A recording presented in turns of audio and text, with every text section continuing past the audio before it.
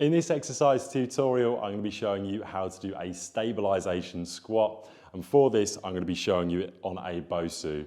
This is variation 1, which is we're going to be using the top side of the Bosu. And if you're looking for variation 2, which is how to do this on the bottom of the Bosu ball, switch to that video of variation 2 of squat stabilizations on the Bosu. Now, first things first, when it comes to a squat, I'm going to teach you first without the Bosu, and then we're going to come on to it. So with a squat, we've got our feet hip width apart, and the feet are pointing very slightly out away from the body.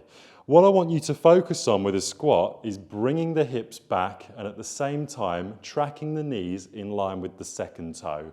So when you come into a squat, we're looking to make sure that knees don't come too far in or too far out, and we start to raise the inner side of the foot off the floor.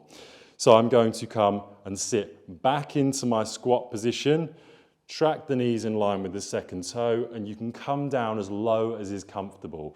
So for some people that might be low, for other people it might be more of a partial squat dependent on mobility. The main difference between a squat on the floor and on a Bosu is that the Bosu provides unpredictability. So we've now got both feet on an unstable surface. So the ankles, the knees, the hips, they all have to work substantially harder to stabilize the body when doing this exercise to keep our balance. So when we come onto the Bosu, we're going to have the same stance, hip width apart, feet facing slightly out. If you're somebody that struggles with getting on the Bosu ball, what you might want to do is have your hand on like an object or something just in case you lose your balance.